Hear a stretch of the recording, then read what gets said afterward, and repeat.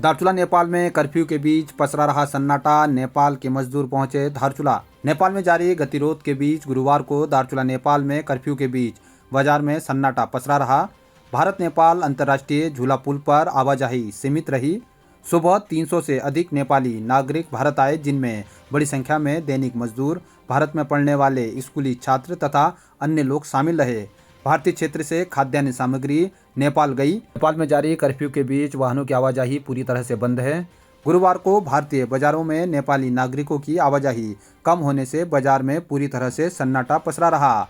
SSB 11वीं वाहिनी के deputy commandant Diwan Singh Karki, assistant commandant Zubair Ansari के नेतृत्व में भारत नेपाल के बीच आवाजाही कर रहे लोगों की सघन जांच की गई। गुरुवार को कुल 900 से अधिक लोगों ने दैनिक उपयोग की सामग्री लेने के लिए धारचूला में आवाजाही की। आपको बता दें कि नेपाल में सुबह 10 बजे से शाम 5 बजे तक कर्फ्यू जारी है। 2 घंटे के लिए शाम को और सुबह 10 बजे तक सेना के द्वारा ढील दी गई है, जिस समय लोग अपने जरूरी कार्य कर पा रहे हैं। आप सभी को मेरा नमस्कार। मैं राजेंद्र सिंह बिष्ट, समाज सेवी, ग्राम पंचायत खुमती। मैं आप लोगों को बताना चाहता हूं कि आज सवेरे हमारे ग्राम पंचायत से एक महिला पुष्पा देवी, जिनका स्वास्थ्य खराब हुआ था, कल रात से उनको काफ़ी पेट में दर्द हो रहा था। तो जब हमारे द्वारा सुबह गाड़ी हायर कर धारचूला CHC उनको पहुंचाया गया। लगभग 7:58 में हम CHC धारचूला पहुँच चुके थे, जहाँ पर कोई भी डॉक्टर उपस्थित नहीं था और किसी एक स्टाफ नर्स के द्वारा किसी डॉक्टर को कॉल किया गया। तो उन डॉक्टर के द्वारा उन नर्स को पता नहीं फ़ोन में क्या बताया गया। उनके बताने के बाद उन नर्स के द्वारा एक इंजेक्शन लगाया गया।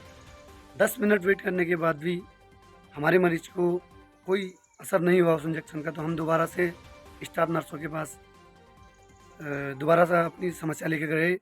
तब तक भी डॉक्टर वहाँ पर उपस्थित नहीं हुए थे और स्टाफ नर्स ने किसी वार्ड बॉय को इमरजेंसी रूम में भेजा।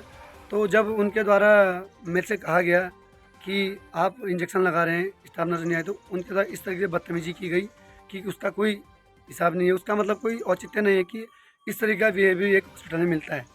जब मेरे द्वारा वीडियो बनाया गया, उस वीडियो में भी उस वार्ड बॉय के द्वारा साफ साफ कहा जा रहा है कि हाँ, मैं तेरे को मारूंगी। और मैंने कहा, जब आप हमें मारना चाहते हो आप मारिए, आप हाथ लगाइए। मेरे द्वारा वीडियो बनाया गया तो उस वीडियो को देखकर सभी लोग भागने लगे। लगभग पौन घंटा बीतने के बावजूद भी वहाँ पर कोई डॉक्टर उपस्थित नहीं हुआ।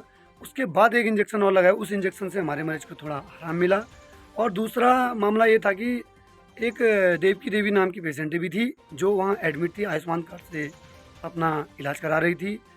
उनको डिप चढ़ाने के लिए अंदर से पाइप तक नहीं दी गई। जब हमने पाइप अंदर होने के बावजूद नहीं देने का अगर बात कही, हमने खुद पाइप देखे अलमारी में। उन पाइपों को उन्होंने यह कहकर हमें नहीं दिया कि यहाँ कम पड़ते हैं, बाहर से लेकर आइए।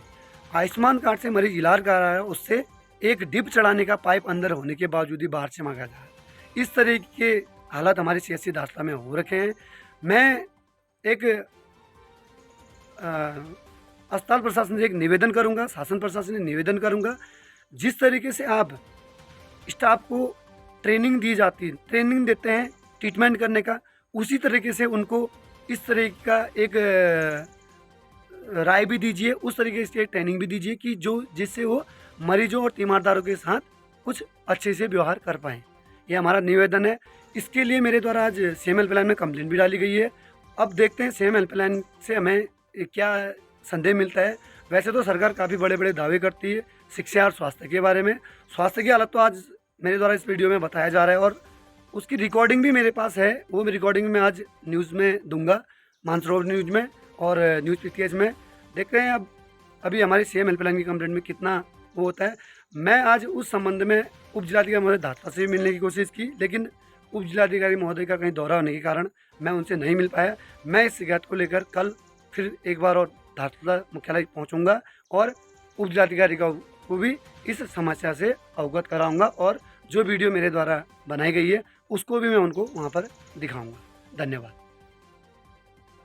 जुम्मा के सामाजिक कार्यकर्ता नंदन सिंह धामी ने बताया कि ग्राम पंचायत जुम्मा निवासी नीरू धामी पत्नी आलम सिंह प्रसव उपरांत घर जाने के लिए हेली सुविधा की प्रशासन से मांग की गई थी। प्रशासन के द्वारा हेली सेवा उपलब्ध कराकर उनको जुम्मा छोड़ा गया। उन्होंने शासन प्रशासन का सहयोग के लिए आभार व्यक्त किया है।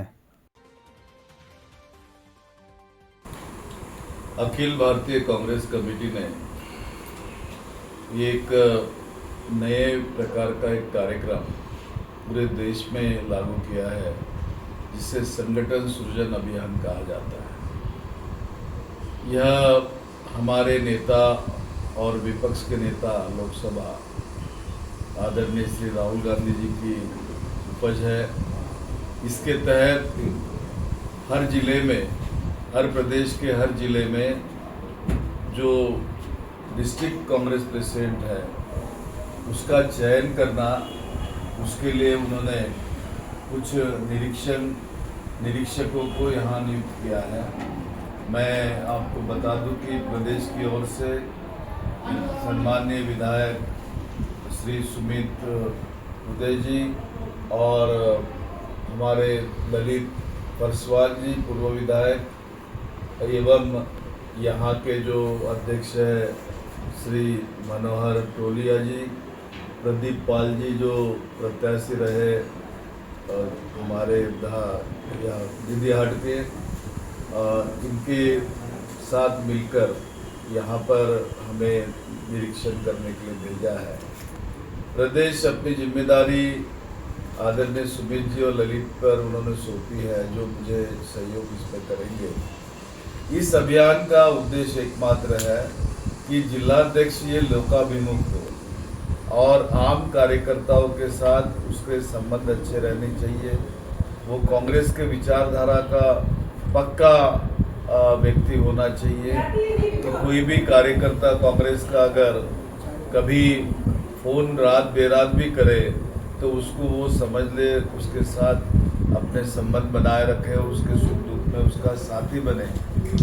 इस दृष्टिकोण से हमें निर्देश है कि हम यहाँ के विधानसभा निहाय नेताओं को, कार्यकर्ताओं को, ब्लॉक निहाय नेताओं को, कार्यकर्ताओं को आपके जैसे पत्रकार मित्रों से संपर्क करें, संवाद बनाएं।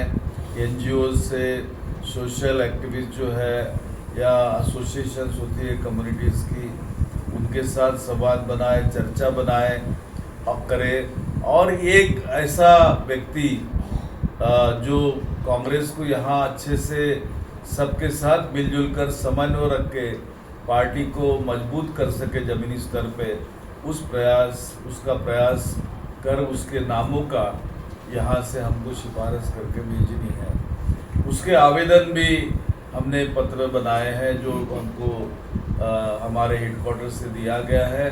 वो आवेदन के लिए हम उनको प्रोफार्मा सब निवेदन सौंपेंगे लोगों को, और जो कार्यकर्ता या नेता इच्छुक होगा डीसीसी प्रेसिडेंट के लिए, उनके इंटरव्यूज बाकायदा लिए जाएंगे और लेकर उसकी सबकी रिपोर्ट बनाकर यह रिपोर्ट हमको दिल्ली में हमारे संगठन सृजन अभियान का जो देखते हैं उनको हम सुपुर्द करेंगे। 14 तारीख हमारी अंतिम तारीख है। उसके तहत आज यहाँ जो मैं आया हूँ, बहुत ज़ोरदार तरीके से यहाँ पर स्वागत हुआ है मेरा। सम्माननीय विधायक धामी जी यहाँ, चूँकि उनकी माता जी 90 साल के उधर है और वे बीमार है, इसलिए वे टाउन में नहीं है, होने से वे आ नहीं सके। लेकिन उन्होंने यहाँ पर अपने सभी लोगों को निर्देश दिया कि वे कांग्रेस के इस प्रक्रिया में साथ में जुड़े। तो हम वो प्रक्रिया को शुरू करके पहली बैठक विधानसभा स्तर की यहाँ पे होगी और उस बैठक के बाद ब्लॉक निहाय हमारी चर्चाएं शुरू होंगी।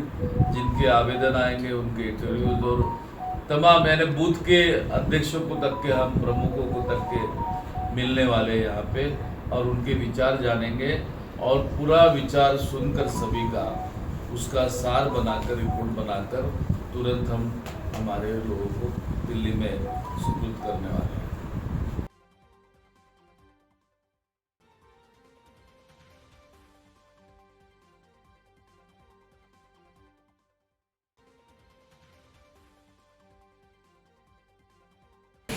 कई सालों से हिमालय बचाओ करके वृक्षारोपण का आयोजन किया जा रहा है। इसलिए हमारे नगर क्षेत्र के कर्मचारियों द्वारा आज वृक्षारोपण का कार्यक्रम किया गया। हिंदुस्तान समाचार पत्र द्वारा विगत कई वर्षों से हिमालय को संरक्षित करने के लिए यहाँ पे हमारे नगर क्षेत्र में भी हिमालय बचाओ अभियान संचालित किया जाता है, जिसमें इस वर्ष हमारे नगर पालिका की तरफ से पूरी टीम यहाँ पर मौजूद रही और माननीय अध्यक्ष महोदय द्वारा यहाँ पर वृक्षारोपण का कार्यक्रम किया गया। इसमें हिंदुस्तान समाचार पत्र के जो यहाँ के मीडिया के संचालक हैं वो महोदय भी उपस्थित है। तो मैं आप सभी का धन्यवाद करना चाहूँगा। हिमालय को बचाने के लिए हमें प्लास्टिक से दूरी रखनी जरूरी है और वृक्षारोपण करना बहुत ज़रूरी है। तो मैं धारचूला नगर की समस्त जनता से भी अनुरोध करना चाहूँगा कि आप लोग प्लास्टिक का कम से कम यूज़ करें और सिंगल यूज़ प्लास्टिक को बैन करें और शहर में सफाई बनाए रहें, यहाँ वहाँ कूड़े को ना फेंकें एवं सभी हमारे पर्यावरण मित्र एवं नगर पालिका की टीम का सहयोग प्रदान करें। Thank you. आज लंबे समय से हिंदुस्तान पत्र द्वारा लंबे समय से हिमालय बचाओ अभियान के तहत पौधरोपण कार्यक्रम का आयोजन किया गया। ये सराहनीय पहल है और इस कार्यक्रम को हमारे नगर पालिका के द्वारा किया गया है। प्रत्येक वर्ष किया जाता रहा है, इस वर्ष भी ये कार्यक्रम रखा गया और आगामी भी आने वाले समय में भी इसी हिमालय बचाओ अभियान के तहत हिंदुस्तान समाचार पत्रिका के माध्यम से हम लोग पौधरोपण का कार्यक्रम बहुत भव्यता के साथ बनाएंगे। इन पौधों को और सजाए रखने और इनको ढंग से फल फूल के जो है हमें यहाँ पर फल दे, ऐसी व्यवस्था हम लोग बना के रखेंगे। देख पा रहे होंगे ये प्राइमरी स्कूल है हमारे बजानी का। 1 से 5 तक नन्हे से बच्चे पढ़ते हैं स्कूल में और इनके शौचालय हैं बच्चों के। आप देख पा रहे होंगे कैसी हालत है। और ये बाहर की ओर दिखा रहा हूँ, शौचालय है इनका और कि कब का पुराना है ये बोर्ड अच्छे से दिख नहीं रहा है। और 2,50,000 रुपये का अमाउंट आया है और इसकी कंडीशन इतनी ख़राब हो चुकी है। आपको मैं पीछे की ओर भी दिखाता हूँ। ये देखिए आप, ये बजानी प्राइमरी स्कूल है।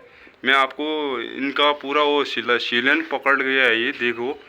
और ये स्कूल है प्राइमरी स्कूल बजानी का और इतना शीलन आ रखा है स्कूल में, इतना बारिश आ रखी है। देखो ये पूरा बैठने जैसा नहीं है। हमारे प्राइमरी छोटे मुन्ने से बच्चे बैठते हैं और हमारी सरकारी स्कूलों की ऐसी हालत है। और ये बंद हो गया है हमारा ये स्कूल और अभी छुट्टी हो गई है। और मैं आपको दिखा रहा हूँ, ये देखो पूरा टूट जर्जर हो गया है पूरा स्कूल। और ये नाली है स्कूल की हमारी और प्राइमरी स्कूल है ये। 1 से 5 तक बच्चे पढ़ते हैं स्कूल में। आपको ये फील्ड भी दिखा रहा हूँ मैं आपको बजानी।